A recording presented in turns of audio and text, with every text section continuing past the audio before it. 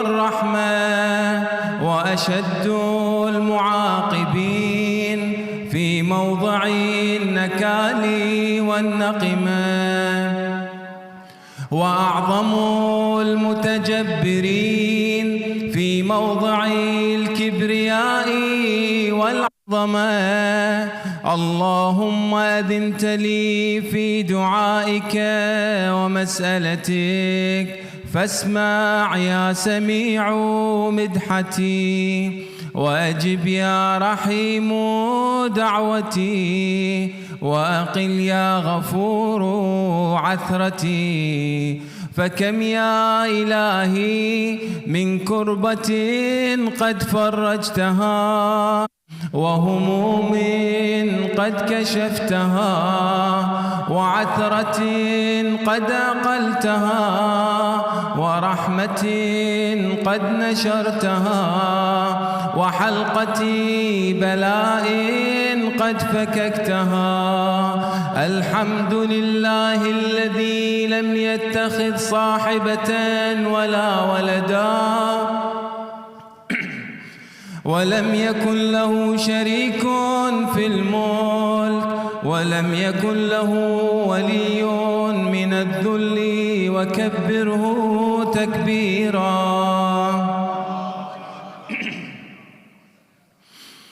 الحمد لله بجميع محامده كلها، على جميع نعمه كلها. الحمد لله الذي لا مضاد له في ملكه، ولا منازع له في أمره.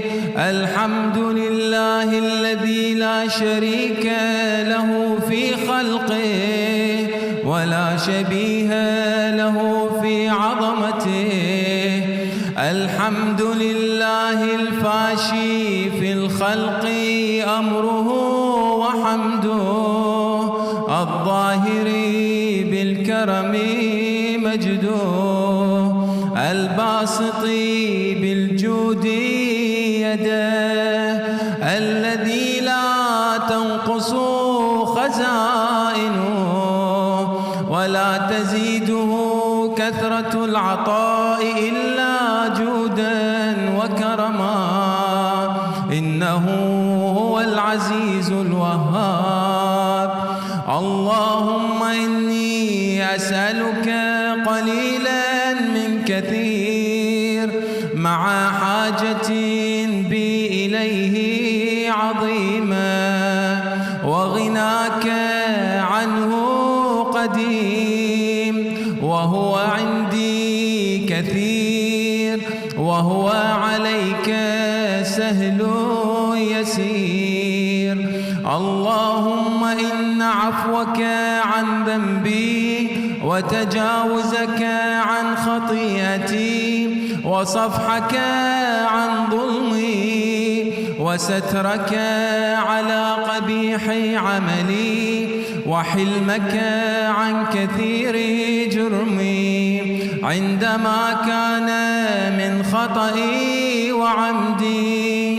أطمعني في أن أسألك ما لا أستوجبه منك، الذي رزقتني من رحمتك، وأريتني من قدرتك، وعرفتني من إجابتك، فصرت أدعوك آمنا، وأسألك مستأنسا، لا خائفا ولا وجلا، مدلا عليك فيما قصدت فيه إليك. فإن أبطأ عني عتبت بجهلي عليك، ولعل الذي أبطأ عني هو خير لي، لعلمك بعاقبة الأمور. فلم أر مولا كريما أصبر على عبد لئيم منك علي يا رب. إنك تدعوني فأولي عنك، وتتحبب إلي فأتبغض إليك، وتتودد إلي فلا أقبل منك، كأن لي التطول عليك، فلم يمنعك ذلك من الرحمة لي والإحسان إلي والتفضل علي بجودك وكرمك، فارحم عبدك الجاهل وجد عليه بفضل إحسانك، إنك جواد كريم. الحمد لله مالك الملك مجري الفلك مسخر الرياح فالق الإصباح ديان الدين رب العالمين. الحمد لله على حلمه بعد علمه، والحمد لله على عفوه بعد قدرته، والحمد لله على طول أناته في غضبه، وهو قادر على ما يريد. الحمد لله خالق الخلق باسط الرزق فالق الإصباح ذي الجلال والإكرام والفضل والإنعام، الذي بعد فلا يرى وقرب فشهد النجوى، تبارك وتعالى.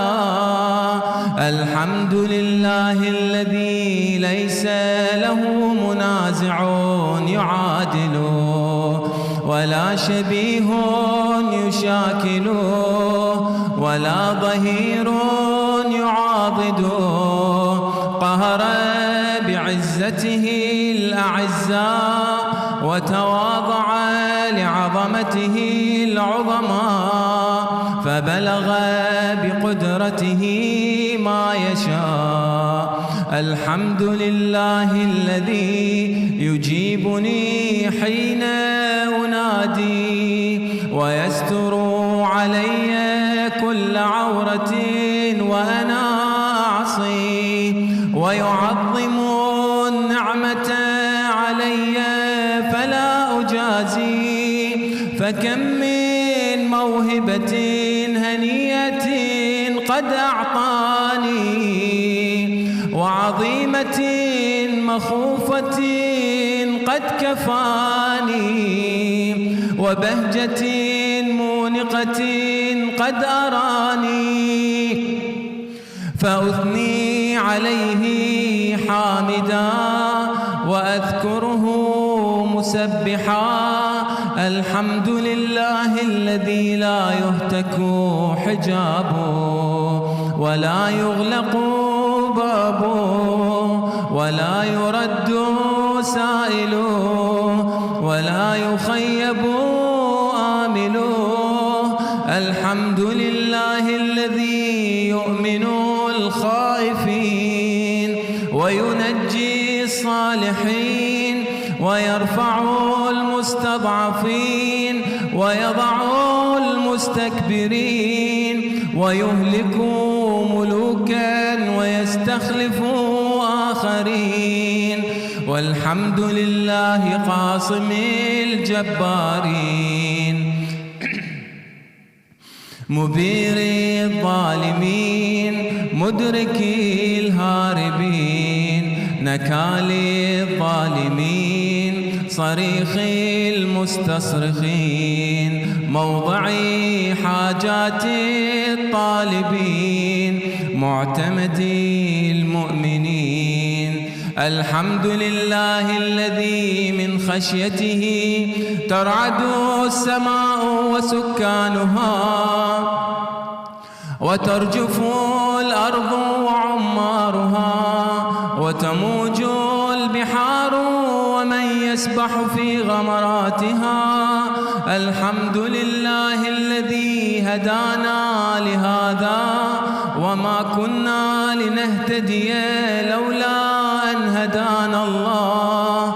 الحمد لله الذي يخلق ولم يخلق، ويرزق ولا يرزق، ويطعم ولا يطعم، ويميت الأحياء ويحيي الموتى، وهو حي لا يموت، بيده الخير وهو على كل شيء قدير.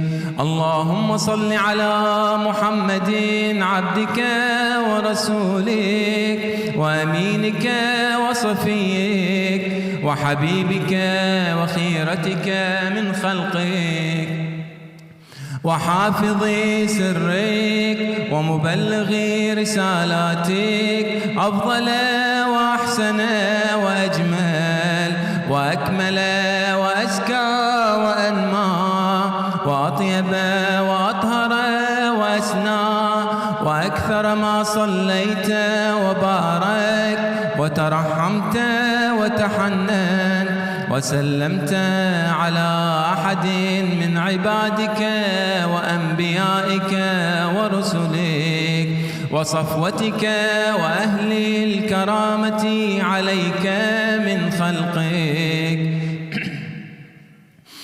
اللهم صل على أمير المؤمنين ووصي رسول رب العالمين، عبدك ووليك وأخي رسولك وحجتك على خلقك وآيتك الكبرى والنبأ العظيم. وصل على الصديقة الطاهرة فاطمة سيدتي نساء العالمين، وصل على سبطي الرحمة وإمامي الهدى الحسن والحسين سيدي شباب أهل الجنة.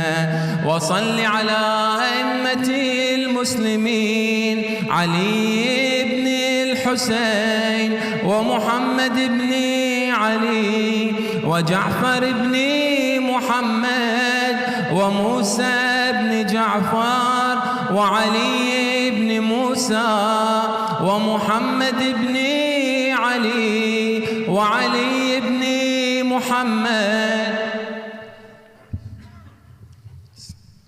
والحسن بن علي والخلف الهادي المهدي، حججك على عبادك وأمنائك في بلادك صلاة كثيرة دائمة. اللهم وصل على ولي أمرك القائم المؤمل والعدل المنتظر، وحفه بملائكتك المقربين، وأيده بروح القدس يا رب العالمين.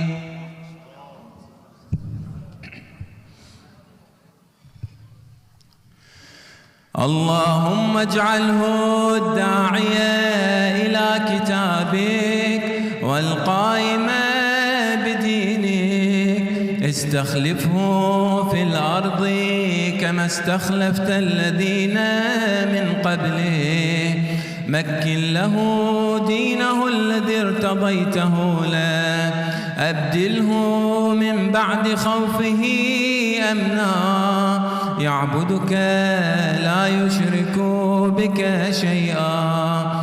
اللهم أعزه وأعزز به، وانصره وانتصر به، وانصره نصرا عزيزا، وافتح له فتحا يسيرا، واجعل له من لدنك سلطانا نصيرا.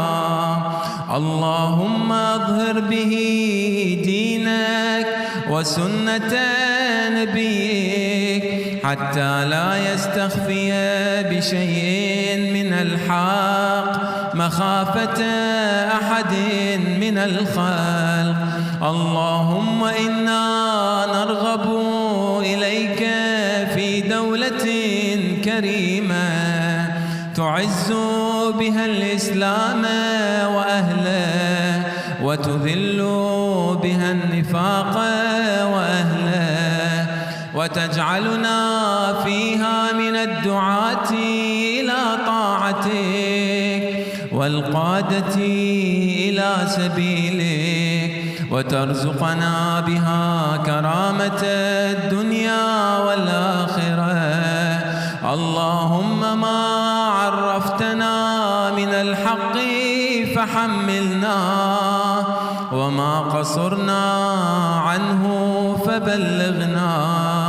اللهم المم به شعثنا، واشعب به صدعنا، وارتق به فتقنا، وكثر به قلتنا، وأعزز به ذلتنا، واغني به عائلنا، واقضي به عن مغرمنا، واجبر به فقرنا، وسد به خلتنا، ويسر به عسرنا، وبيض به وجوهنا، وفك به يسرنا، وأنجح به طلبتنا، وأنجز به مواعيدنا، واستجب به دعوتنا،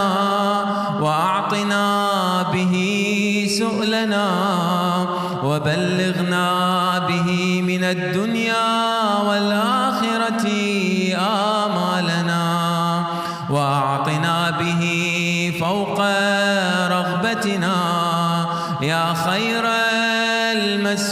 المسؤولين وأوسع المعطين.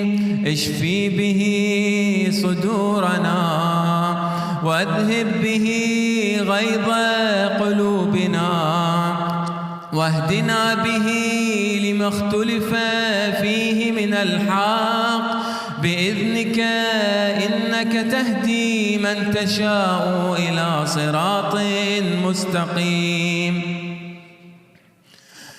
وانصرنا به على عدوك وعدونا إله الحق آمين. اللهم إنا نشكو إليك فقد نبينا صلواتك عليه وآله، وغيبة ولينا، وكثرة عدونا، وقلة عددنا، وشدة الفتن بنا، وتظاهر الزمان علينا. فصل على محمد وآله، وأعنا على ذلك بفتح منك تعجله، وبضر تكشفه، ونصر تعزه، وسلطان حق تظهره، ورحمة منك تجللناها، وعافية منك تلبسناها، برحمتك يا أرحم الراحمين. وصل يا رب على محمد وآله الطيبين الطاهرين.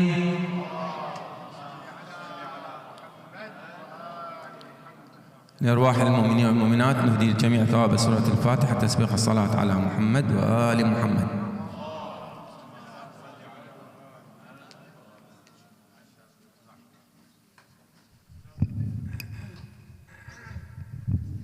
Please recite salawat.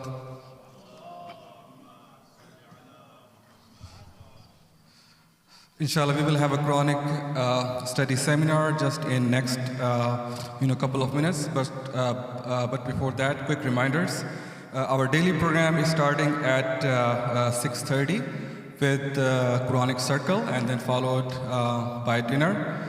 On next week, inshallah, Tuesday, Wednesday, and Thursday, we have series of 3 majalis for the martyrdom of our first Imam.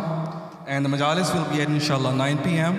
and both English and Urdu simultaneously. And we also requested today that you will be sent basically a link in next couple of days to sign up for the Eid. Please send us your and your family information so that we can have a head count. And last but not least, as we have been requesting, please donate for the masjid, and we have a monthly donations. You can go on our website or check with our volunteers.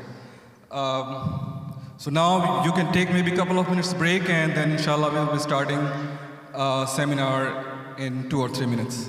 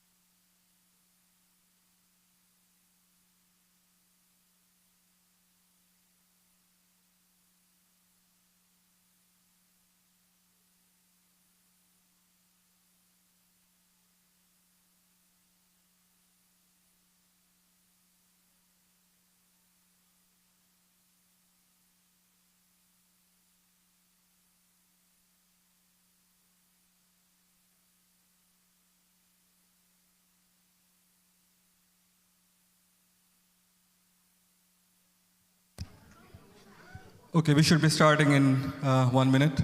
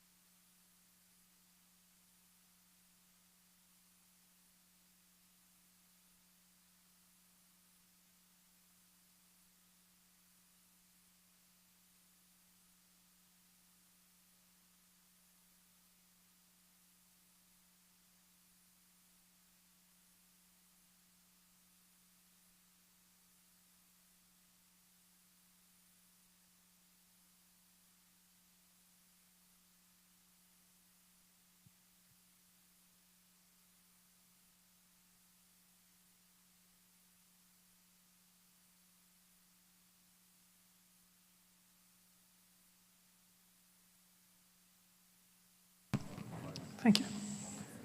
Salawat ala Muhammad wa ali Muhammad.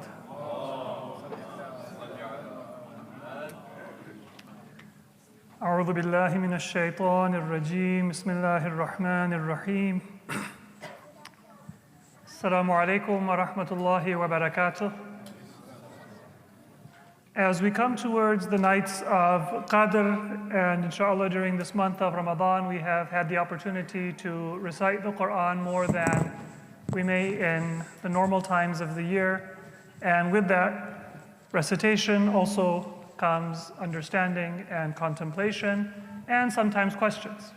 So inshallah, we will look at a few of the topics that are normally discussed either in the introduction to books of tafsir or in separate works known as works of ulum al-Quran or Quranic sciences or Quranic disciplines.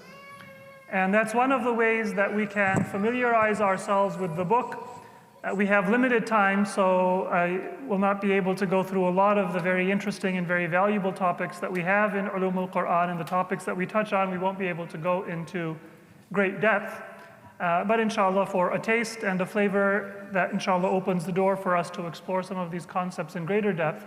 But one of the things that we will see, and it is my hope from this time that we have together tonight, to understand how our understanding of these Quranic disciplines or sciences has a direct influence on our reading and understanding and ability to fathom the meaning of the text. And we will see some differences between different scholarly approaches or different schools of thought within Islam and the Sunni and in the Shia world in terms of approaching the book. So a lot of what we will be talking today is taken from Al-Bayan fi Tafsir al-Quran. This is a tafsir that was begun by Marhum Sayyid Abul Qasim al-Khu'i. He never completed it. But the beginning of this book is an introduction to tafsir, and then there is tafsir of the first few verses of the Quran of Surah Al-Fatiha. And then some supplements from other sources. This isn't Arabic, but the book has been translated into English as well, and it's available for your study in greater depth. So at any point, if there is a question, feel free to raise your hand and interrupt me, because I think that we want to try to proceed as rapidly as possible. So to begin, just as a reminder for myself, for all of us, of the blessings of the Quran and the way to read the book. The Quran is not a chronological book. It is not organized by order of revelation. It is not organized by topic. It doesn't have a beginning and an end in the way that conventional books and even other scriptures of certain religions may have starting point and end point.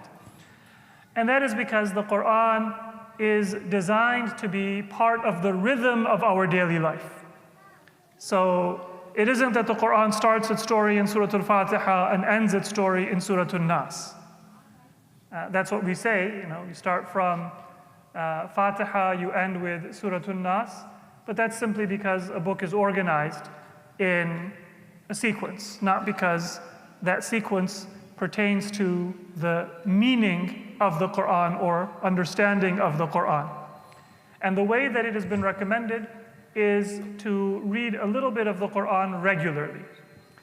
In one hadith from our fifth Imam, he said that Prophet Muhammad ﷺ said that you can take your pick what level you want to attain. If you read 10 verses at night, either before you go to sleep or if you wake up during the night for Salatul Layl, then before the end of the night. If you read 10 verses, then you will not be counted among the people who are careless and heedless and negligent, or ghafilin. If you read 50 verses in a night, then you will be counted among those people who remember Allah, al-dhakirin. If you read 100 verses, then you will be counted among those who stand in prayer or worship. That's the literal meaning of the word qanitin. We say qunut, so that is to worship and to stand in prayer with humility. If you read 200 verses in a night, then you will be counted among the humble, al-khashi'in, those who are humble particularly in worship and prayer. If you read 300 verses in a single night, you will be counted among the victorious or al-faizin. successful. If you read 500 verses, by the way, that means that you will finish the Quran in just under 2 weeks if you keep that pace. You will be counted among those who strive hard and exert themselves, or al-mujtahideen. Mujtahid here doesn't mean a scholar of fiqh, it's in the literal meaning in Arabic. And if you read 1,000 verses a night, in one night, then you will be granted a heap or like a pile of, not God, of gold. It should read, qintarun min tibr. Question?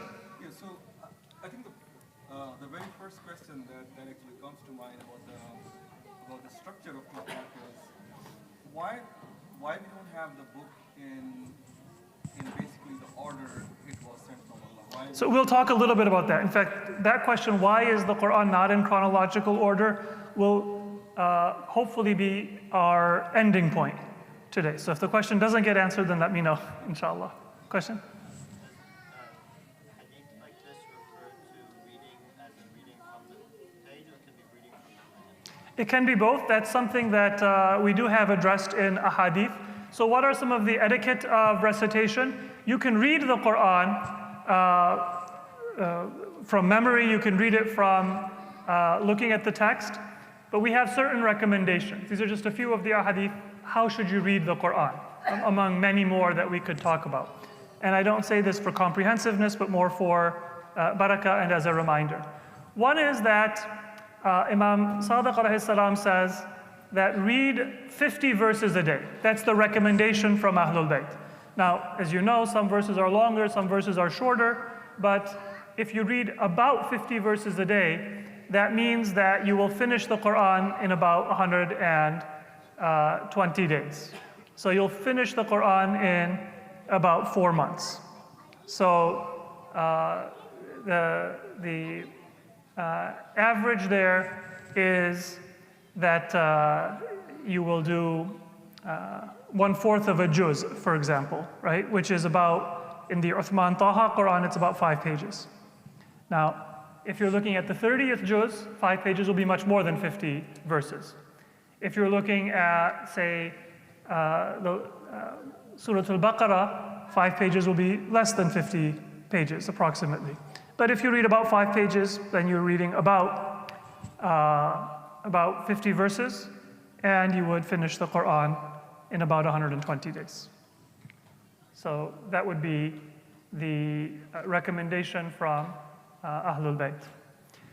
To answer your question, even if you have the Quran memorized, it is recommended to read it by looking at the text. And does that mean that you can read it on your phone? Yes, but as Sayyid Khouy mentions in Tafsir al-Bayan, one of the benefits of reading it is that it encourages people to have a physical copy of the Quran. So there are many benefits. Part of it might be to encourage more Qur'ans to be printed, to encourage more Qur'ans to be physically present in our environment and to be utilized and not just there on the shelves. So if that's one of the wisdoms that's not explicitly in a hadith, if you have a phone or a tablet or a e-reader, then prefer a book. But even if it's an e-reader, let's say you have a surah memorized, read it by looking. Another benefit is that you get more reward because you are involving more of your senses. So you're looking at the text. When you read it, you should read it aloud, so your lips are practicing the recitation and your ears are hearing it. So you're involving your senses. And if you also are able to sit facing the Qibla with tahara, those are not required, but they increase the elements of your physical body that are present and benefiting from the recitation. So that makes it more influential in your soul, better for your memory as well, and more barakah. But reading it by looking at the text, even if you have it memorized, that's specifically mentioned in a hadith. Then make a point of reading the Quran in your home, not to the exclusion of other places, but let's say, if you have a habit of reading it in a masjid or during your commute, if you commute by public transportation or at school or work, then don't deprive your home environment of recitation of the Quran, because a home where the Quran is recited, it brings abundant blessings. It brings angels. Angels come to a home where Quran is recited, and it repels shayateen. So those demons that cause temptation, that bring physical harm, emotional harm, spiritual harm, they are repelled. And according to narrations, just like you look up at the sky and you are amazed at the beauty and the wonder and the expansiveness of God's creation, because the stars and the planets are an illumination for the people on earth, a home in which the Quran is recited illuminates for the skies like the heavens are illuminated for the people on earth. And then, of course, when you read the Quran, read it and ponder the meaning, as we find in Surah Muhammad, أَفَلَا يَتَدَبَّرُونَ الْقُرْآنَ أَمْ عَلَىٰ قُلُوبٍ أَقْفَالُهَا.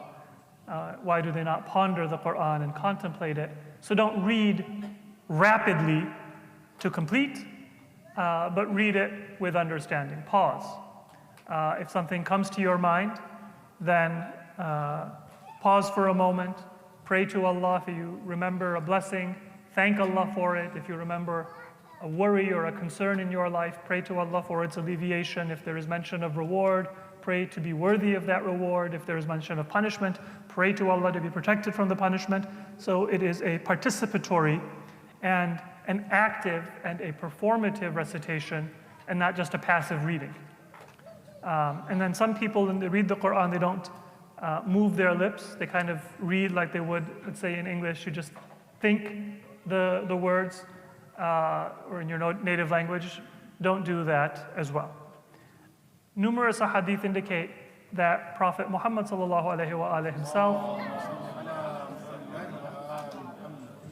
the way he would instruct the companions in the Quran is to read 10 verses at a time. Read, understand. Some of them would memorize it. But even those who were not able to memorize it, read, understand, practice, implement, do it, and then move on to 10 further verses. So it was in gradual pieces in order to become one with the text, inshallah. So one of the things that we talk about when we look at the Quran is the fact that the Quran is a miracle. And there are a number of ways to look at the miraculousness of the Quran. This is a very lengthy topic. Historically, it was the eloquence, the balagha of the Quran that was often given pride of place. In books of tafsir, and when people speak of the Quran, they would say the Arabs were a very eloquent people. They had poetry that they were very proud of, and the Quran was unique in its eloquence. That is true. But that is also beneath the Quran to give pride of place to the literary miracle of the Quran as the main meaning of the miraculousness of the Quran. Or to say that when the Quran challenges people who reject it, that bring something like the Quran, or bring something like 10 chapters of the Quran, or bring something like 1 chapter of the Quran. It's speaking of eloquence. Right?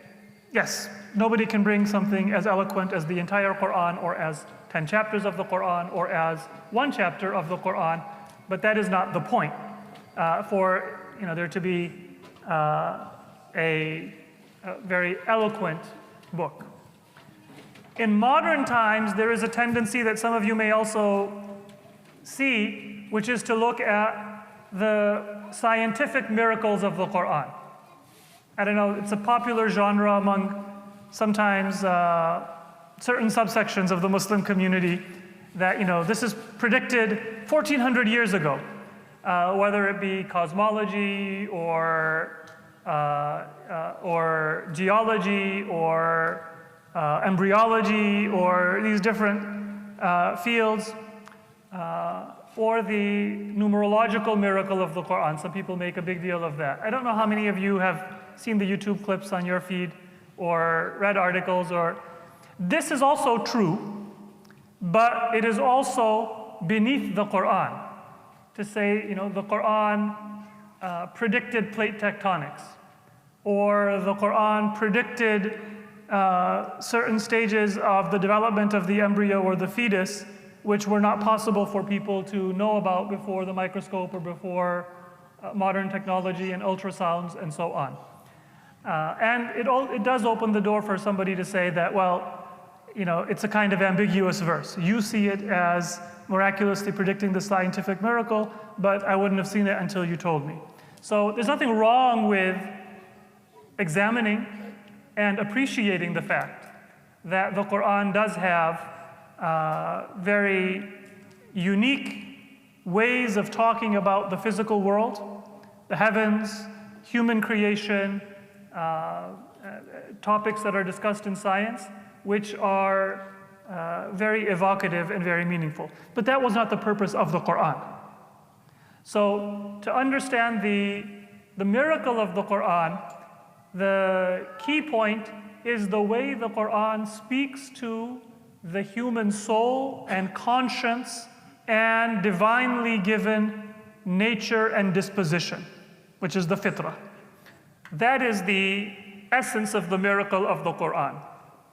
It addresses you and it answers the deepest needs of your soul through its words.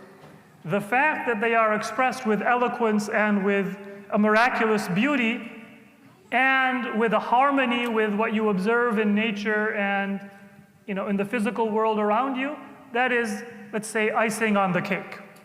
It adds to the effect, but the actual essence is the way the Quran addresses a person looking for guidance. هُدًى لِلْمُتَّقِينَ. Doesn't mean that you can give the Quran to anybody and they're going to see the guidance in it. But if you're looking for guidance, it will speak to you across culture and even across language barriers and other barriers that may exist. So what are those sublime teachings? First of all, the pure monotheism. And if you look at how even quote-unquote monotheistic religions have messed up the understanding or the belief of monotheism, where they're taught to worship no one but one God, but then, you know, they say, okay, we have this God of the children of Israel, but other people have their own gods, and they have mixed superstition and polytheism within the teachings of monotheism that were the teaching of all prophets, then you will appreciate that miracle and that beauty of the Quran.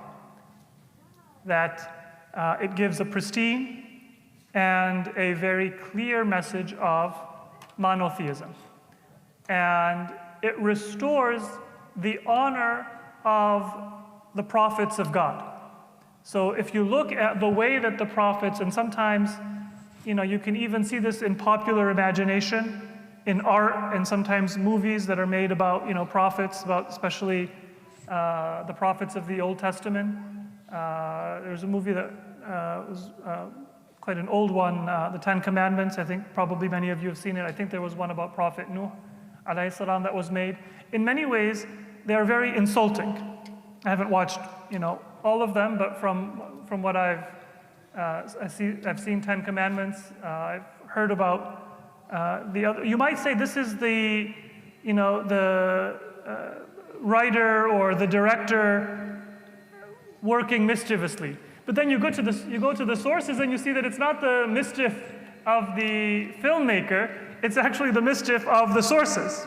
So when you look at the way that Prophet Sulaiman, Prophet Dawood, Prophet Nuh, alayhimus salam, and in general, messengers of God were remembered and were conceived of, then you see the Quran gives the same stories in many cases. Some of them are slightly different, but an entirely different perspective.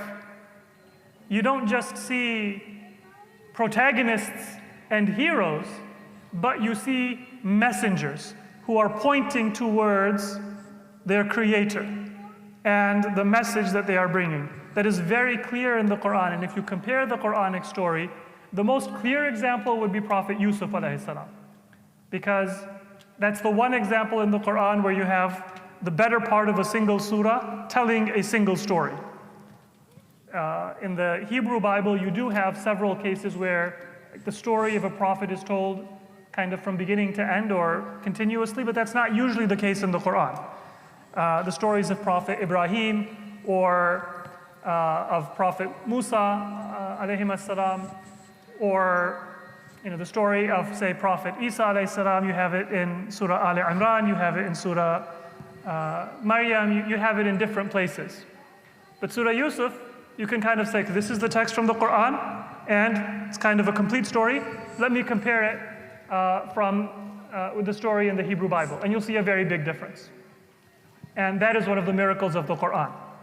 That in itself, aside from all the scholarly discussions, is very strong evidence that it is false and it is demeaning to the Quran to say that the Quran borrowed from Jewish or Christian scripture. Because it is, let's say, an entirely different authorial voice.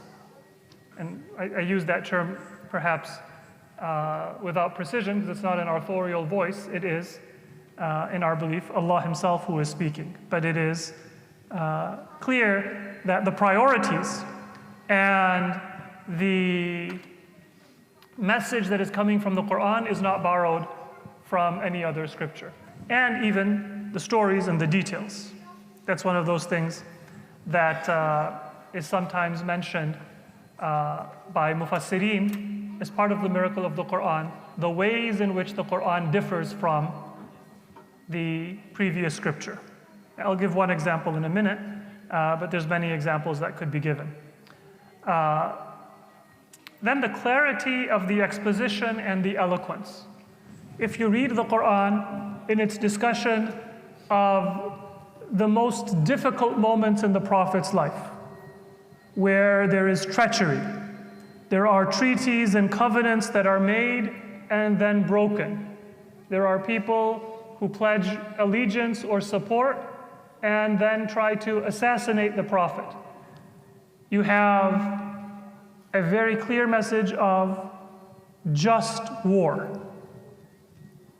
not based on theological discussion by scholars, but coming directly from the Quran itself. You have a clear message that don't let hatred and don't let animosity and don't let oppression cause you to commit aggression. And even today, just look at Muslims, what's going on in the Muslim world today. I don't want to mention places and specific incidents, but you can see that when somebody is oppressed, it's very common, even for otherwise upstanding and moral people, to say a little bit of oppression serves them right. Let them get a taste of their own medicine. That's human nature. That is what even sometimes statesmen and people of upright moral standing will sometimes advocate, or at the very least excuse, if they don't advocate it. But the message of the Quran is very clear, and the character, of course, of the Prophet is very clear that there will not be any kind of departure from that consistent moral voice. That is nothing short of miraculous. To just give a kind of a comparison, imagine, that you are healthy and the weather is good and, it's the first day of your vacation, you're in a good mood. And then you have another day when you're sick and you just found out that your car needs $4,000 in repairs and everything is going wrong and nothing changes about your message, right? That is not humanly possible. And this is just a small example, but the circumstances that the Quran is dealing with and the Prophet is dealing with are very different. So that is one of the miracles of the Quran. And the law of the Quran has that same clarity and consistency, particularly in the fundamental theme of morality and justice. That is one of the miracles of the Quran. The clarity of the Quran's exposition and eloquence, this is also important. The Quran is a very eloquent book. Right? One example that is sometimes mentioned is the Quran says, for example, to parents, don't kill your children due to poverty. That is expressed at two places in two different ways. One is لا تقتلوا أولادكم من إملاق. And one is لا تقتلوا أولادكم خشية إملاق. Don't kill your children because you are poor. And another place, don't kill your children because you are afraid of poverty. There's a subtle difference between the two. Because you are poor means that you are currently poor. Because you are afraid of poverty means that you are not poor right now, but you fear that if you have another dependent, you will become poor. Then the Quran says, لا تقتلوا أولادكم من إملاق نحن نرزقكم وإياهم. But then when the Quran speaks about خشية إملاق, it says نحن نرزقهم وإياكم. So when the Quran says that if you are currently poor, don't kill your children, we will provide for you and them. Because I'm already poor, so the Quran first starts with the parents.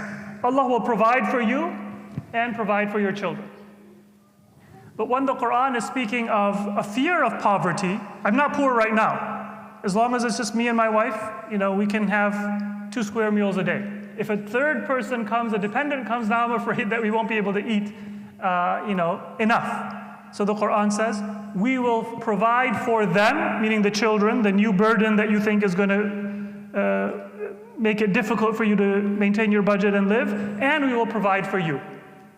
So just hear that message once again. لا تقتلوا أولادكم من إملاق نحن نرزقكم وإياهم.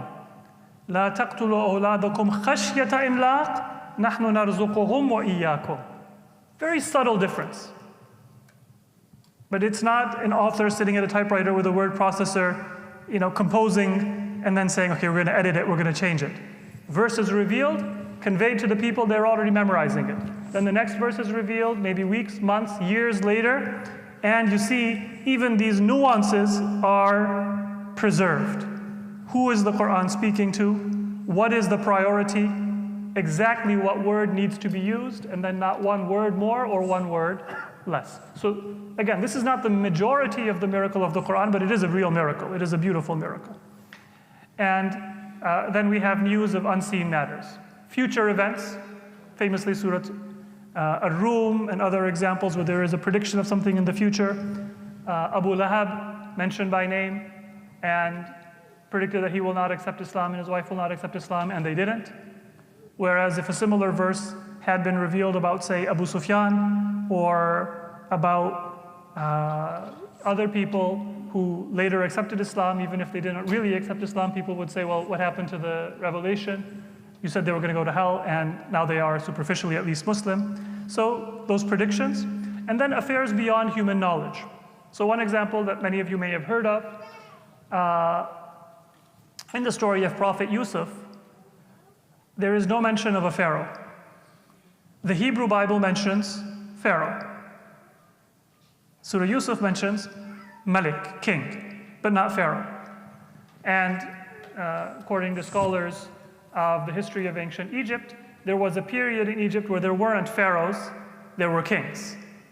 And the Quran is accurate. It's not a prediction of the future, but it is information about the past that was not known and not accessible in the time of the Prophet. It's only since the Rosetta Stone that we're able to read hieroglyphics, and it's only been in the last century or two that we've really had any kind of familiarity with the history of ancient Egypt. So these are miracles. My only point is study them, appreciate them, like the video if you see it, but this is not the main miracle of the Quran. Keep it in its proper place. It is a miracle, it is something that strengthens your faith, but this is not what should sustain your faith or be a basis. I saw a few hands up. Any questions? Go ahead. Sometimes watching the movies, you understand more even the drama, the story is better after watching the movie. So, well, if a story is made by a Muslim source, then hopefully it's using the Quran as a basis. But even the ones that are based on Muslim sources, the Quran, unfortunately for our purposes, fortunately for the Quran's own purposes, is not trying to conduct a narrative. So the Quran does not give you enough data Let's say I'm a Muslim, I want to make a movie about Prophet Nuh or Prophet Musa alayhi salam. I don't have enough data in the Quran. So the non-Muslim sources, they're based on inauthentic sources. Even the Muslim sources, they have to pull in data from other sources. Much of those other sources are questionable. So it's good to visualize. But it's also very important to remember that some of those details that are being filled in, which brother of it was it that objected to killing Prophet Yusuf alayhi salam, or that's not from the Quran. And so it's important that, yes, visual expressions of the Prophet stories can be useful. If they're coming from a Muslim source, hopefully they will be compatible with the Quran, but recognize they are beneath the Quran. What do I mean by beneath the Quran? Because sometimes Muslims are often frustrated by the lack of detail. They're like, I don't get the story. What is the order? What is going on? And what the Quran does is it strips, say, the story of Prophet Ibrahim from any geographical or historical or ethnic root. The Quran doesn't say that Prophet Ibrahim was from present-day Iraq, or 4,000 years ago, or from a certain genealogical or ethnic stock. That is not missing from the Quran. It's not in the Quran because to think too much about that will actually take away from the message of the Quran, which is that the story of Prophet Ibrahim is universal, whether you be in China or Brazil or Iraq. Then when we make a movie, we have to say, okay, this is the city of Ur. This is Babylon. So what you're doing is you're taking what was universal and now you're putting it into, the actor is either going to have one complexion or another, and you are limiting it.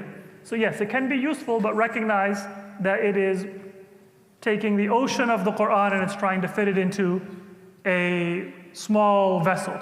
Don't take that as more than just a small vessel.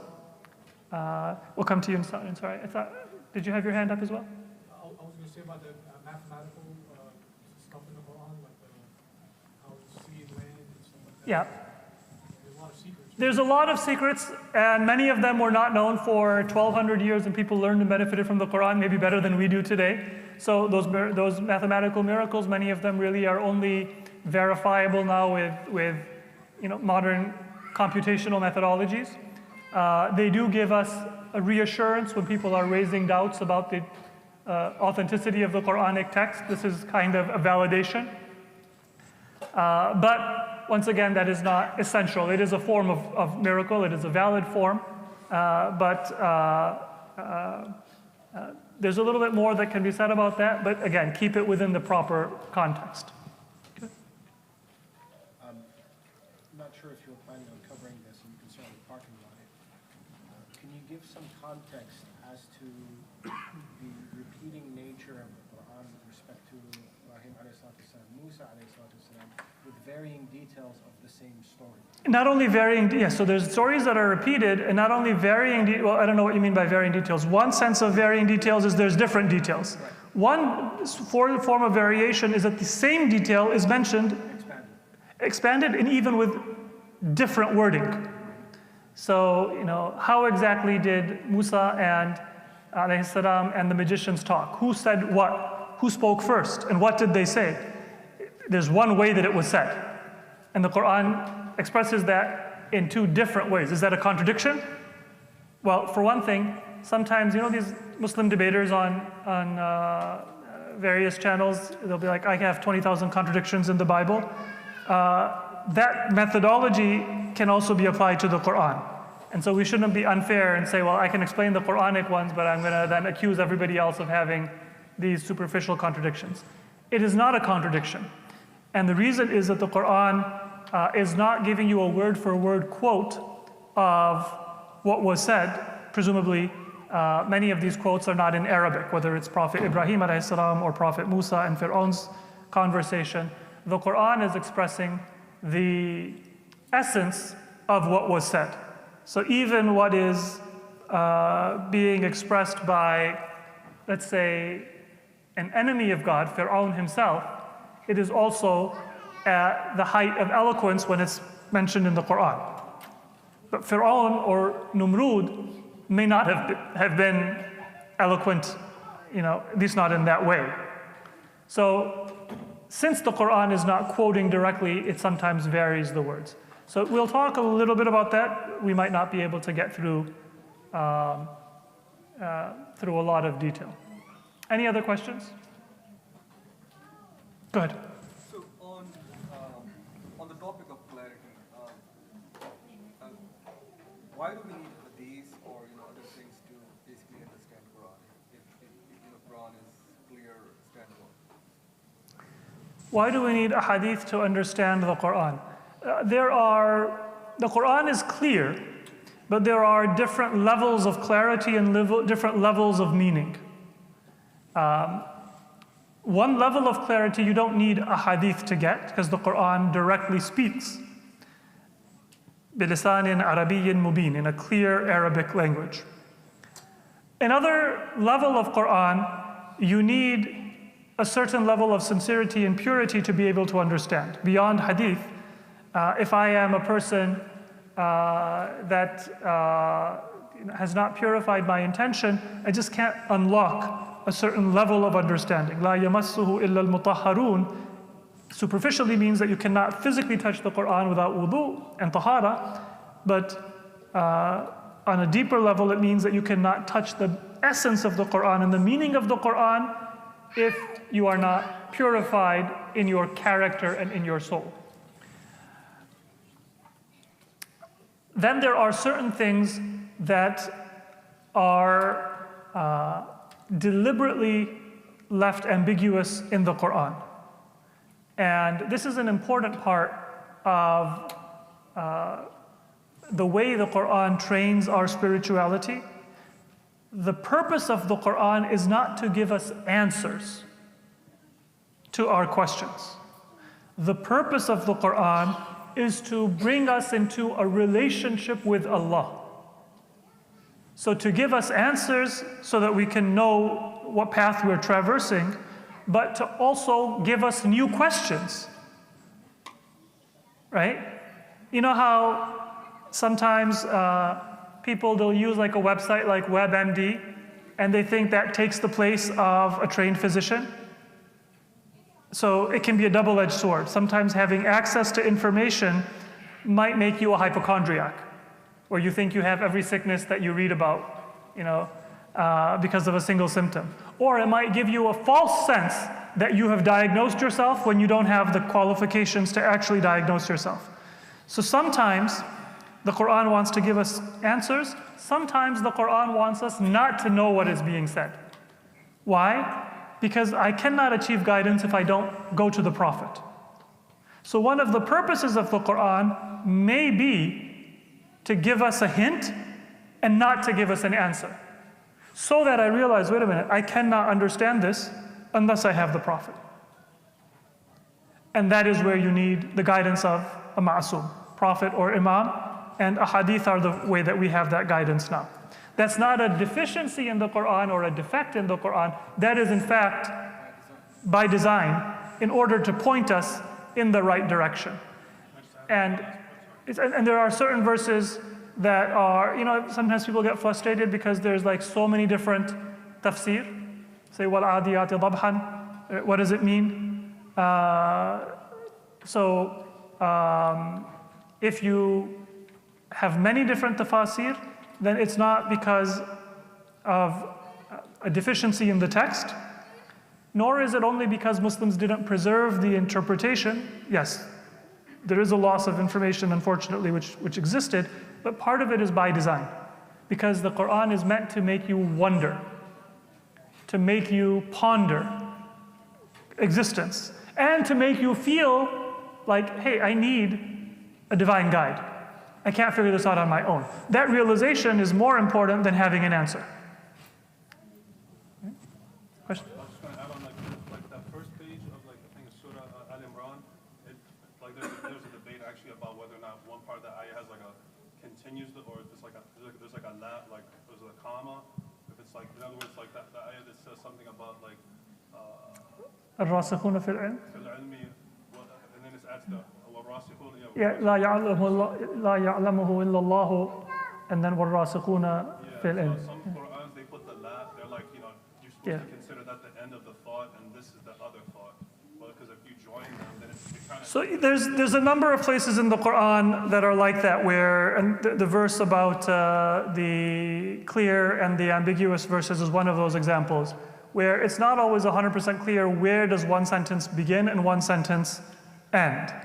And part of that is the deliberate ambiguity. By the way, ambiguity is one way that you can preserve profundity and depth in a diverse society. And one reason why our societies, we've kind of become somewhat divided is because we want everything to be spoken and we want to understand everything. So what appeals to me at my level of education and my personality is not the same as what's going to appeal to somebody far more educated than I am or far less educated than I am. So we go our separate ways. It's only a text with ambiguity that they get something and I get something and somebody in a third position also gets something. So that requires a text to be very sophisticated in the way it expresses. So, for example, when the Quran says, for example, that Allah has certain responses which we would consider emotional. غَيْرِ الْمَغْضُوبِ عَلَيْهِمْ. Right? If I speak of ghadab, غَضِبَ اللَّهُ عَلَيْهِمْ, I'm speaking of anger. And if I'm speaking of anger, I'm speaking of getting affected by something. Like I'm happy, and then all of a sudden you come and tell me, oh, your car is parked outside, I accidentally bumped into it, sorry. And all of a sudden I change, right? That's how we understand ghadab. That's not the case of Allah, because Allah does not change or get affected by external events. Using that word is confusing though, because the only way I understand ghadab or anger is by being affected by something outside of myself. Otherwise, what's the difference between happiness and anger, other than an emotional effect? Does that make sense? Would it be possible for Allah not to use anger and to use a very philosophical, theologically sophisticated term that would resolve that confusion? Yes. But what would happen? Elite philosophers would be very happy with that text because it resolves the theological problems. 90% of readers would not understand it. And even the elite philosopher might not viscerally and emotionally respond to the text. And so, ambiguous and metaphorical language, it allows everybody to connect spiritually, viscerally, emotionally, without boxing in just one category of people as understanding or benefiting. So part of that is an unclear beginning and end of certain sentences. We don't have time to go through the specifics, but that's something that is true. Now, one thing that we've come across a few times in our Quran circle, and a lot of people don't have a great deal of information on, is the recitations of the Quran. Currently, there are 7 primary ways of reciting the Quran that are slightly different from one another. And some of you have probably heard a few of these differences. Those 7 different reciters are from different cities within the Muslim world. 2 from Hijaz, Mecca and Medina, 1 from Syria, 1 from Basra, and then 3 from Kufa. So 4 from Iraq, and then 3 from other parts of the Muslim world. One is the recitation of Ibn Amir, which is a Damascene or Syrian recitation. Then you have Ibn Kathir, which is the Meccan recitation. And then skipping to number 6, these are in chronological order. So skipping to number 6, you have Nafi', which is a Madani recitation from Hijaz. And then you have number 4, Abu Amr, which is a Basri recitation from Basra in Iraq. The 3 from Kufa are Asim, Hamza, and Al-Kisai, or Ali ibn Hamza al-Kufi. Number 7, commonly known as Al-Kisai. So those are the 7 recitations. These are largely variations in pronunciation. So think of it, you have a British accent, which will say, in the car, an American accent, in the car, an Australian accent, which I won't try to imitate, maybe a Chinese accent or an Indian accent. It's the same thing, but you're not going to substitute. It's not going to be in the truck versus in the lorry. It's one word, it's just pronounced differently. Most of the variation is of that type. Sometimes there is a slight difference in meaning. So the difference in sound is a matter of pronunciation. It doesn't really affect the integrity of the text. Sometimes there is a slight difference in meaning, and according to the majority of Muslim opinion, those variations were intended by God and they are part of the divine revelation.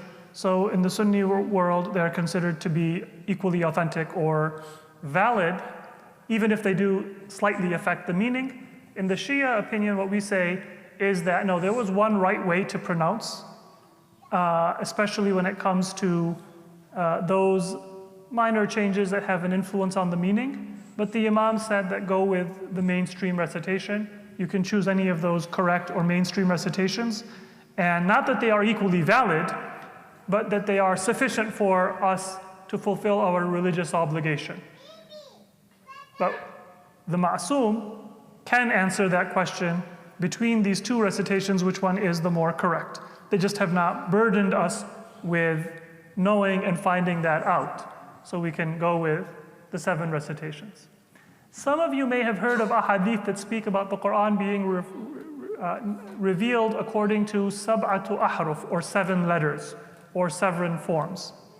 That is not the same thing as these recitations. So we'll talk a little bit about how these recitations came about, but just to give you a little bit of an example. Before we move on, the 2 perhaps most common are the recitations of Nafi' and Asim. The recitation that all of you and I generally read is the recitation of Asim. Asim had 2 students that conveyed his recitation. One was known as Hafs, and therefore Hafs from Asim, or Hafs an Asim, is the standard recitation that we have. The other student of Asim was called Shu'bah, and that's called the version of Shu'bah an Asim. Those 2 are quite different. And that might raise a question that, well, if there are 2 versions from Asim, why are they different? There is a narration that Asim transmitted 2 different types of recitation. One was from Imam Ali, and one was from Abdullah ibn Mas'ud. The version of Shu'bah was from Abdullah ibn Mas'ud. Abdullah ibn Mas'ud was from the Hudayl tribe, not Quraysh, and so his recitation in some forms may have been a little bit divergent. Again, those minor differences.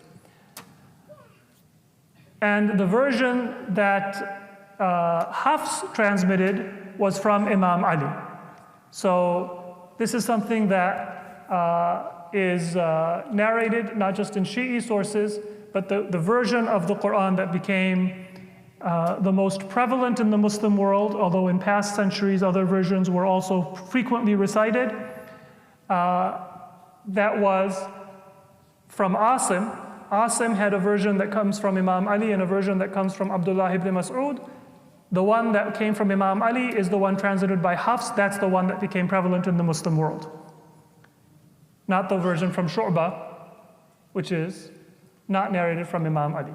So in one sense, we can say that the general recitation of Quran that we have is the version attributed to or narrated from Imam Ali alayhi salam. The other common version that still has a prevalence today in the Muslim world, particularly in North Africa, and that is considered to be quite eloquent, is the version of Nafi'.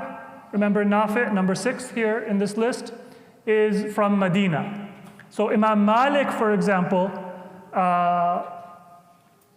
preferred the recitation of Ahlul Medina, and specifically the recitation of Nafi'. Nafi' was a contemporary of Imam Ja'far Sadiq and Imam Malik. He died about 10 years before Imam Malik. So this was the recitation that Imam Malik ibn Anas of the Sunni world preferred.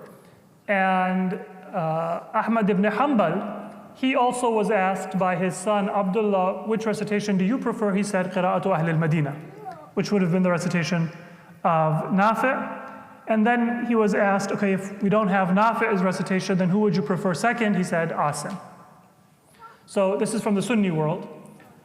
From the Imams, we don't have any kind of specific guidance to read in one way or another. Because the Imam said that recite the Quran, in the way, in the qira'at that are common among people. Don't try to be unique. Hamza, number 5 in this list, was a student of the Imams, of Imam Ja'far Sadiq alayhi salam. So he was a student, but we can't say that his recitation necessarily is the recitation of Ahlul Bayt. It's a little bit of an odd recitation. It departs in some ways from the standard recitation. So he was a student of Imam Ja'far Sadiq. He was a teacher of Kisa'i, who is number 7 on the list, but it's not a common recitation. The two most common and the ones that are considered the most eloquent are Nafi' and Asim. Any questions? Go ahead. But in certain recitations, they have different Qur'an as well. Yes. Variations in like some small letters being added to. Yeah, so the two Qur'ans that you will most frequently see published are the Qur'an of Nafi', and Nafi' had 2 students, Warsh and Qalun, and then Warsh also has different narrators. Warsh and Nafi' is one subset, and that you'll find that printed. If you go to Saudi Arabia for Hajj, you can get that version. It's prevalent in North Africa. Or you can get Hafs and Asim. Hafs and Asim is the one that you'll find, Iraq, Iran, Syria, generally speaking, in the Muslim world, India, Pakistan, that'll be Hafs and Asim. So is there an issue with being No. I mean, it might just be confusing for you because you're not used to it. Bismillahi majraha wa mursaha or Bismillahi mujraha wa mursaha. Right? So you might get confused, as we had a few days ago at our Quran circle. They're both equally valid, but they're slightly different. But you're not going to see that, because if you pick up a Quran, unless it's a specialty Quran, generally in all parts of the Muslim world today and on apps, it's going to be Hafs and Asim, which is considered to be the closest to kind of the eloquent standard of the Arabic language. Just like, in English there's prestige dialects and there's non-prestige dialects, right? So received British pronunciation is kind of, a prestige dialect. So that's kind of Hafs and Asim. I was going to ask about that ayah you're talking about. I've heard it, Qadi say, majreha. Yeah, you can read it several different ways. Those are the different qira'at. Bismillahi majraha wa mursaha, Bismillahi mujraha wa mursaha, Bismillahi mujreha wa mursaha, and so on. What is that one? Is that one? I've heard that from Abdullah Basfar. Qadis will read sometimes in multiple ways, especially Egyptian Qadis will read it in multiple different ways. So I'll go over one example. The one that you will see a difference in, especially those of you from India and Pakistan who might recognize the script on top, the Taj Company Qur'ans, those are Hafs and Asim. But there is one place where Hafs and Asim also has 2 versions. Remember, Asim was the teacher. He had 2 students, Hafs and Shu'bah. Hafs is the one that is supposed to have come from Imam Ali and is the prevalent narration. and that's the one that the Qur'ans are printed. But there is one place where Hafs read it differently than his own teacher, Asim, had narrated to him. So, the versions of Hafs and Asim that are generally printed, like the Uthman Taha Quran, will be the one on the bottom. This is from tanzil.info, right? And if you take a printed Quran, Surah Al-Rum, verse 54, Allahu alladhi khalaqakum min ضعف ثم جعل من بعد ضعف قوة ثم جعل من بعد قوة ضعفا وشيبة. So, ضعف, correct? The one on top is from the Taj Company printing in the Indian subcontinent in Pakistan. Notice the difference. Allahu alladhi khalaqakum min ضعف ثم جعل من بعد ضعف قوة ثم جعل من بعد قوة ضعفا. And you can see a little mark on top that leads to the footnote. This is the one instance where even within Hafs and Asim, which is standardized, which has one recitation, there is a difference. And Hafs differs from his own teacher, Asim. So, you can choose. Do you want to say خَلَقَكُم مِّن ضَعْفٍ, or you want to say خَلَقَكُم مِّن ضَعْفٍ? Both are fine. Some people have said there is a slight difference in meaning. ضعف means general weakness, and ضعف means a weakness of health, like you're sick, as opposed to just weak. So, إِنِّي أَجِدُ فِي بَدَنِي ضَعْفًا or ضُعْفًا. Is it weakness or is it a weakness of sickness? But both are valid. Overall, ضعف is more common among the reciters in this place. But the Kufan reciters and Asim himself recited it ضعف. These are called the qira'at. Right. Inshallah. So, Sayyid, we would have liked to benefit from you as well, inshallah. Inshallah. We'll be finishing up soon too, inshallah. So, let me actually see if I can just give you a little bit of a, well, maybe we'll come back to it. We can listen to a slight, variety of the qira'at, so you can get a flavor. Many of you are familiar. If you've heard Abdul Basit or other reciters, you've seen different recitations. All right, another important topic is the belief in tahrif al-Quran. Very controversial. A lot of people attribute to the Shia the belief in tahrif al-Quran. A lot of people attribute to our scholars a belief in tahrif of Quran. However, we do have many ahadith that affirm that the Quran has not been altered in terms of its text. So to begin, what is tahrif? It means alteration. And in Surah Al-Baqarah, alteration is attributed to Bani Israel, the Israelites. وَقَدْ كَانَ فَرِيقٌ مِّنْهُمْ يَسْمَعُونَ كَلَامَ اللَّهِ ثُمَّ يُحَرِّفُونَ. They would hear kalamullah, the speech of Allah, then they would do tahrif of the speech. Later in the Quran, in Surah An-Nisa, for example, verse 46, that alteration is attributed not to the text, but to the meaning. So يُحَرِّفُونَ الْكَلِمَ عَمْ مَوَاضِعِهِ. The word is altered from its meaning. You're all familiar with the famous hadith of the Prophet ﷺ that Ammar ibn Yasir will be killed by the aggressive or the rebellious group. And Muawiyah said what? That was Imam Ali. Imam Ali killed him by bringing a 90-year-old man to battle he shouldn't have brought him to battle. Right? That is tahrif. It's not changing the text of what the Prophet said, but it's taking it out of its proper context and meaning. That is the meaning of the Quran when it says tahrif. Right? يُحَرِّفُونَ الْكَلِمَ عَنْ مَوَاضِعِهِ. So there is tahrif in the Quran, but in this sense. Not in the sense of the text itself being changed. When Muawiyah falsified the meaning of the hadith, he wasn't changing what the Prophet said. He was trying to, take away the import and the intent of what the Prophet said. So yes, tahrif exists, And that's not an accusation that somebody should level against a Shia. That is something that everybody has to believe in, because people misinterpret the Quran deliberately. That is tahrif. But that is not what is generally meant by tahrif in our present day. In our present day, what people mean when they say tahrif is that they change the wording. And that does not exist in the Quran. So we have a hadith in Al-Kafi from Imam Baqir alayhi salam. أَقَامُوا حُرُوفَ وَحَرَّفُوا حُدُودَ. People abandoned the book, they cast aside the book, meaning the Quran.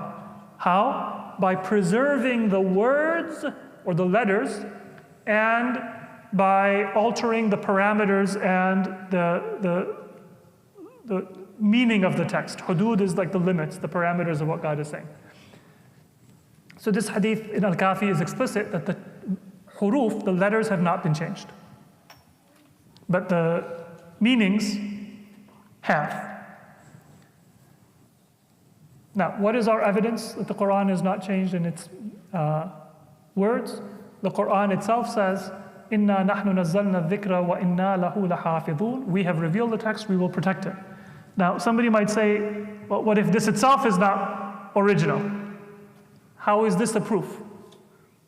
As if I believe the text could be falsified, maybe this verse is falsified, and therefore it's not a proof that the Quran is protected. The answer to that is that there are certain parts of the Quran that are a matter of agreement. There's no other narration, no other proof, and this is one of those verses. So if somebody believes in a change of the Quran, that maybe some things were added, some things were deleted, they don't believe the Quran itself was not, in any way resembling the current form.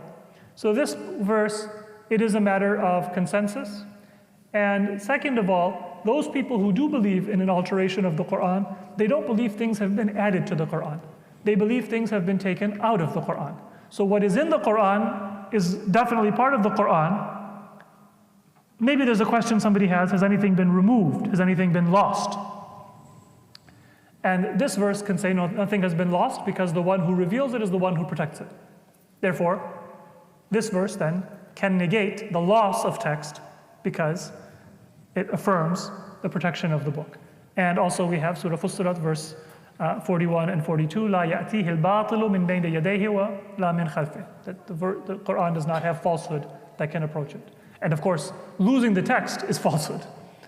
Right? So the clear meaning of the verse is that it hasn't been lost. But the most important proof, if somebody says, what is the proof of the authenticity of the Quran, is the collective memory of the Muslims. Muslims had a very early civil war and difference of opinion. Kharijis, Shi'is, Umayyis or Uthmanis. They didn't agree about much, but they all recited the same Quran. So it would have been impossible for a conspiracy to unite one representative from Muawiyah, one representative from Imam Ali, one representative from the Khawarij.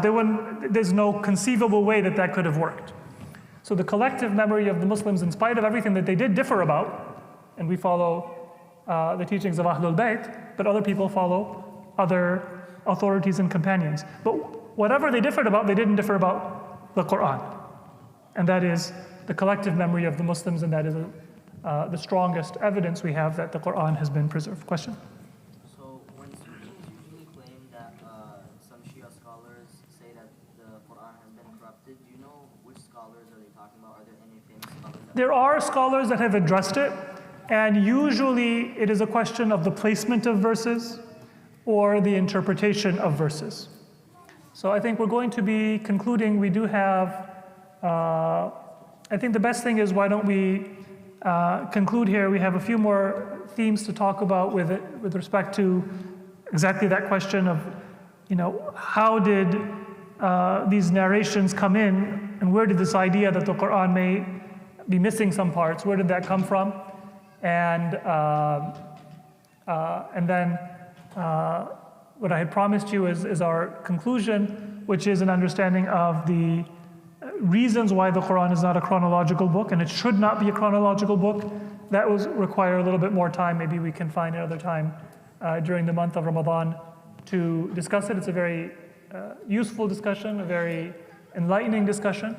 Perhaps, inshallah, we can follow up in our lectures after the majalis of Imam Ali come to a conclude.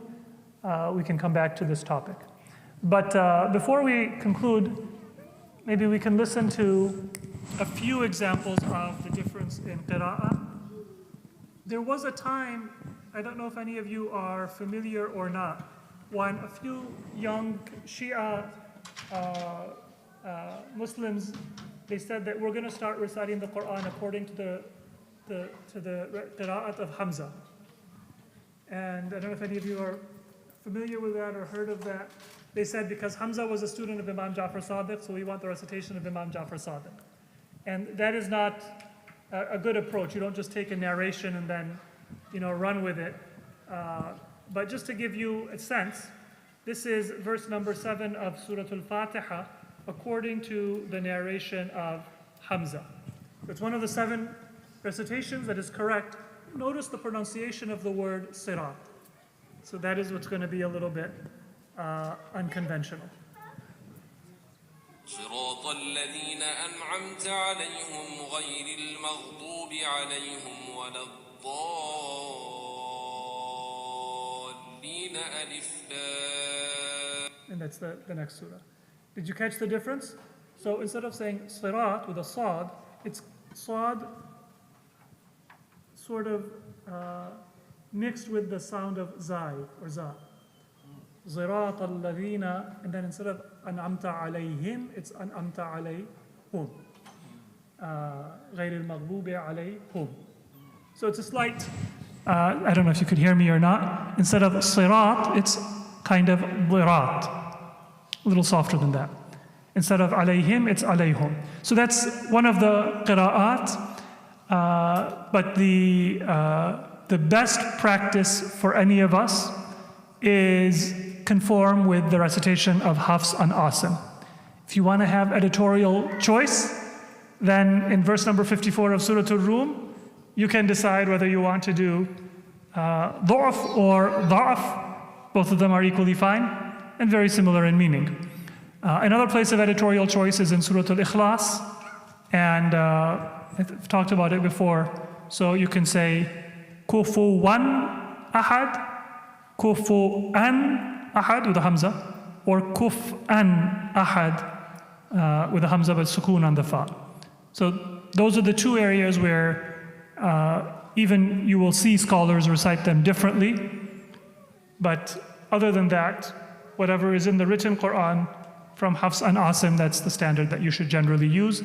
But for scholarly discussions, it is good to know about the qira'at and maybe sometimes to explore it as well. It is a very interesting field, and sometimes it gives you insights into the tafsir and the meaning of the text as well. So we can conclude there.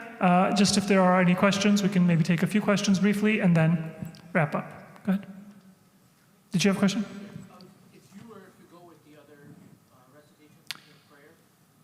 If you go with the other recitations in your prayer, yes, it is valid.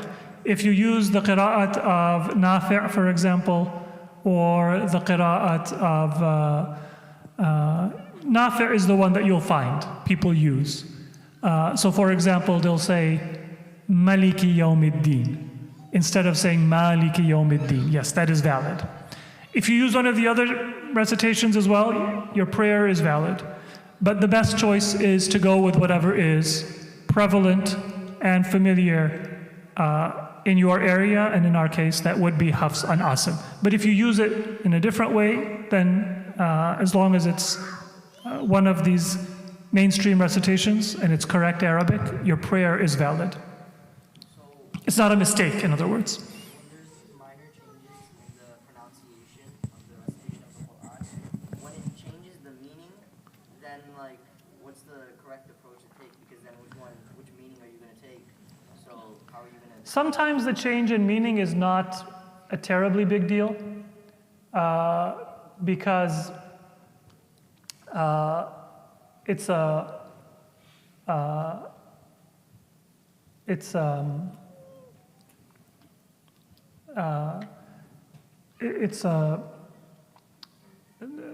not a matter of law, right?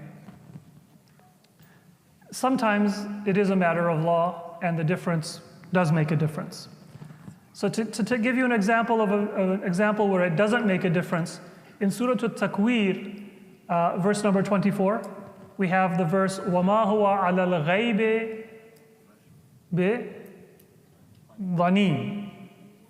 Either وَمَا هُوَ عَلَى الْغَيْبِ بِضَنِينٍ or وَمَا هُوَ عَلَى الْغَيْبِ بِضَنِينٍ. I don't know if you heard the difference. One is ضاد, one is ضا. If you say وَمَا هُوَ عَلَى الْغَيْبِ بِضَنِينٍ, that means that Allah is not stingy about His ghayb. And if you say وَمَا هُوَ عَلَى الْغَيْبِ بِضَنِينٍ with a dha, not a dhad, then it means Allah is not doubted and under suspicion from dhan. Both of those are among the 7 mainstream reciters. It's a difference in meaning. But Allah is not stingy in telling people what is the unseen knowledge, or Allah is not doubted when He conveys knowledge of the unseen. It's not a difference that makes a difference in your practice. So you can read it either way, and that's fine. And they are found, I believe in this case, both Warsh and Asim read it with Dad, Dhanin. Would you be obligated to continue on a recitation? No. So you can switch? You can mix and match, as long as it doesn't change the meaning, which it doesn't. Okay, but within the same surah as well? Even within the same surah, yeah. In your salah? In your salah, yeah, because as long as it's a valid Arabic and it's a valid meaning, you don't have a problem. There is one case where the meaning is changed, and this is a little bit of an issue. Fortunately, we have the teachings of Ahlul Bayt to tell us, which one is correct. So this is Surah Al-Baqarah, verse number 222, about hayd, about a woman's period and when marital intimacy is permitted. And that verse is recited in 2 different ways. وَلَا تَقْرَبُوهُنَّ حَتَّى يَطْهَرْنَ or حَتَّى يَطَّهَرْنَ. And that difference means that intimacy is permitted either when the period ends or it's permitted when ghusl is performed. Those are 2 different things. Yathurna means you are clean of menstruation. Yattaharna is that you are clean after having done the ghusl. So based on that qira'ah, there will be 2 different fatwas. But the ahadith of Ahlul Bayt clarify for us what the ruling is. So there's not many instances where you'll have a difference in ruling. I was going to ask for, if you can, I don't know if it will take a long time just to differentiate between the qira'at and the maqam, and if there's an issue with different types of maqam. Short answer is that the qira'at are differences in, say, accent, and sometimes in words, like I mentioned. The maqamat are ways of beautifying the recitation. If there is one that is similar to ghina or singing, then scholars have said that you should avoid it. I mean, it's a subjective standard, so you won't find one particular standard. What our Shia fuqaha have deliberately done is they say you apply the standard. If there is a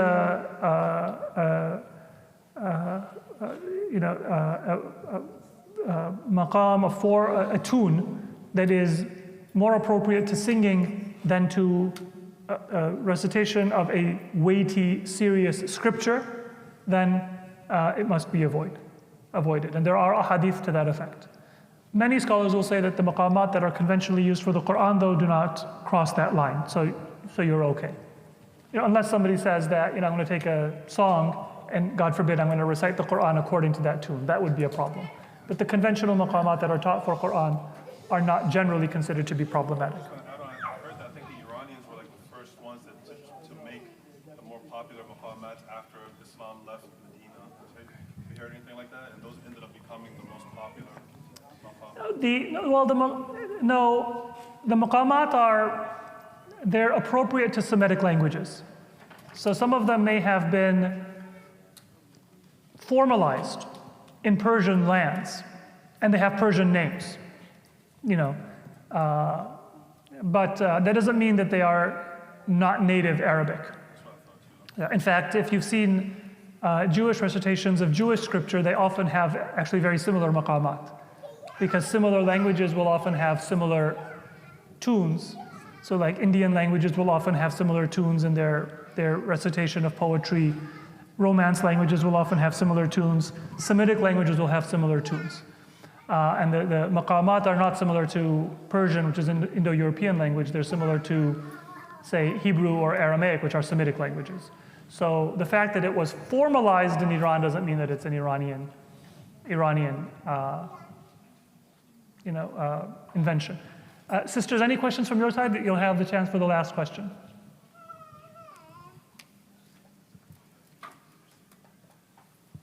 Looks like you prefer us to end then, inshallah. So we'll conclude right now, inshallah, so people can don't feel embarrassed to head out, inshallah. But we will, inshallah, conclude some of our remaining discussions, and then, inshallah, we'll have an opportunity for more questions after.